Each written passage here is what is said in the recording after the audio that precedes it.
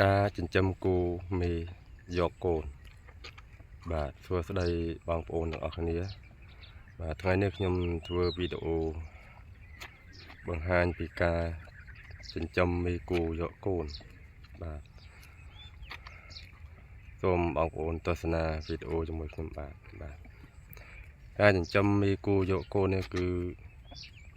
ងាយស្រួលបាទមានភាពងាយស្រួលក្នុងការចិញ្ចឹមនិងទទួលបានផលច្រើនបាទក្នុងមួយឆ្នាំបើយើងចិញ្ចឹមគោឈ្មោលយកសាច់គឺយើងចំណាយមួយដងគឺបានតែមួយយើងលក់ពេលដែលយើងលក់ចេញគឺយើងត្រូវទិញចូលទៀតបាទដូច្នេះមានតែការចិញ្ចឹមមេយកកូនទៅគឺ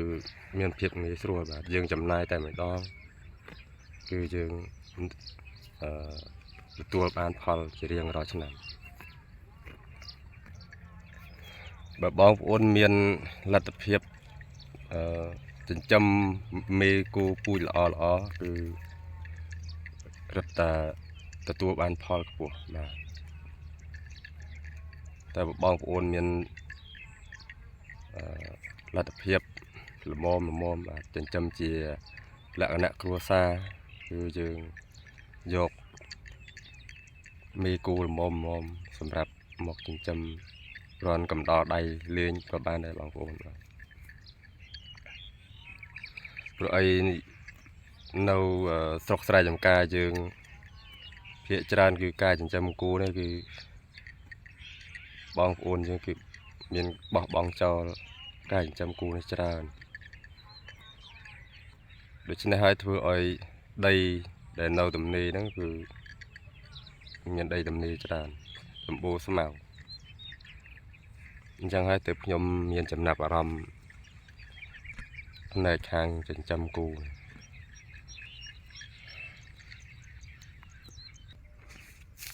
ចិញ្ចឹមមេគោយកកូនដូចជាលក្ខណៈគ្រួសារនេះមិនដូចជាមិនចាំបាច់ប្រើបច្ចេកទេសច្រើនប៉ុន្មានទេបាទគឺយើងចិញ្ចឹមសាមញ្ញធម្មតាបាទបើសិនជាយើងមានបច្ចេកទេសនៅក្នុងការចិញ្ចឹមមនុស្សរត់តែល្អបាទមេគោដែលពូជល្អកូនមកក៏ល្អដែរបាទប៉ុន្តែដូចគោនៅតាមស្រុកស្រែចម្ការយើងគឺភាគច្រើនគឺបងប្អូនយើងលែងនៅរដូវខែប្រាំងគឺលែងនៅតាមចម្ការតាមវាលស្រែអញ្ចឹងហើយពេលដែលរកឈ្មោលគឺពួកគាត់មិនបានដឹងថាគោគាត់រកឈ្មោលទេអញ្ចឹងមេគោរបស់គាត់គឺដើរញីដើរឈ្មោលទៅតាមព្រៃបាទតាមព្រៃហៅថាគោបង្កាត់ព្រៃបាទជួនកាលគាត់មិនដឹងថាគូគាត់នឹងផើមផងស្រាប់តែគូលិចពោះផើមមកថាគូគាត់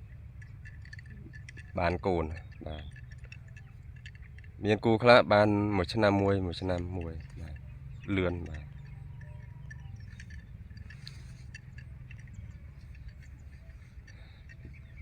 ដូចគូខ្ញុំនេះក៏មួយឆ្នាំមួយដែរបាទហើយមានមេខ្លះគឺ3ឆ្នាំមួយឆ្នាំកន្លះគឺបានវារកឈ្មោលទៀតបាទ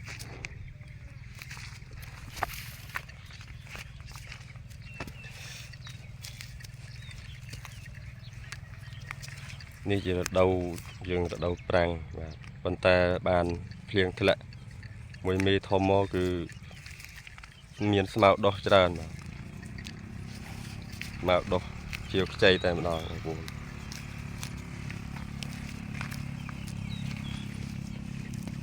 អញ្ចឹងហើយបានជាខ្ញុំធ្វើវីដេអូនេះបាទឃើញធម្មជាតិស្មៅស្រស់អំប្រងបាទនេះគេហៅថាចំណីអារម្មណ៍ចំណីអារម្មណ៍នៅពេលដែលយើងអបសុកអីយើងអាចមកលេងកំសាន្តជាមួយគូបាទនៅ តាមស្រែតាមចំការបង្កភាពស្និទ្ធស្នាលជាមួយគូយូរទៅគឺយើងអាការ stress របស់យើងហ្នឹងគឺវាកាត់បន្ថយទៅតាមនឹងដែរបងប្អូន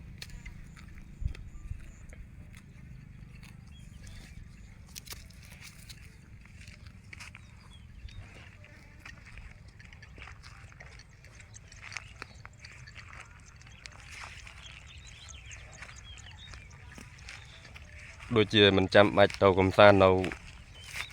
ទីឆ្ងាយបងប្អូនធ្វើជាមួយគូជាមួយវាស្រែហ្នឹងក៏សប្បាយចិត្តដែរបងប្អូនបាទ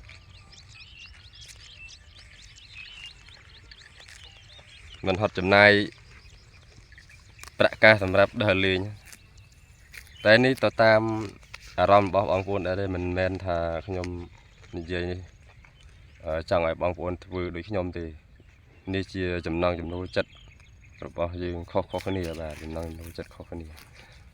បងប្អូនខ្លះគាត់ស្រឡាញ់ការងារផ្សេងបងប្អូនខ្លះគាត់ចូលចិត្តចិញ្ចឹមជ្រូកចិញ្ចឹមមាន់អីចឹងទៅបាទមានចំណង់ចំណូលចិត្តខុសគ្នា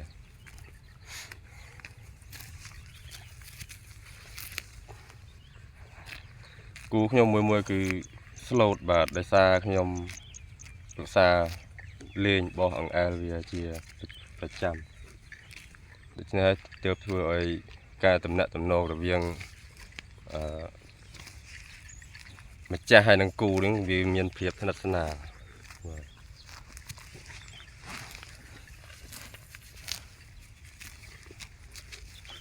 យើងឧស្សាហ៍បោះអង្អែលវាលេងបាទនោះគូយើងងាយស្រួលបាទងាយស្រួលបើតែយើងលេងក៏ស្រួលចាប់ដែរបងប្អូនអត់ពិបាកទេស្រួលចាប់វាមិនផ្លាងណាគេហៅថាមិនផ្អើលបាទវាអត់ចេះផ្អើលយើងអត់ចេះខ្លាចយើងទេយើងចង់ចាប់នៅពេលណាក៏បានបាទ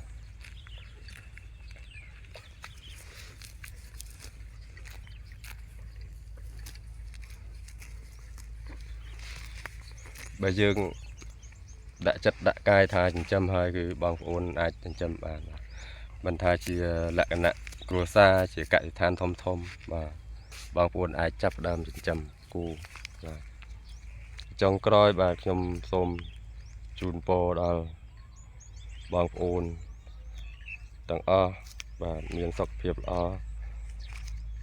និងទទួលនៅជោគជ័យនៅគ្រប់ភារកិច្ចការងារ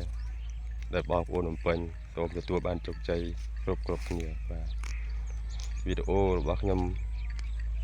មានត្រឹមតែប៉ុណ្ណេះបាទសូមបងប្អូន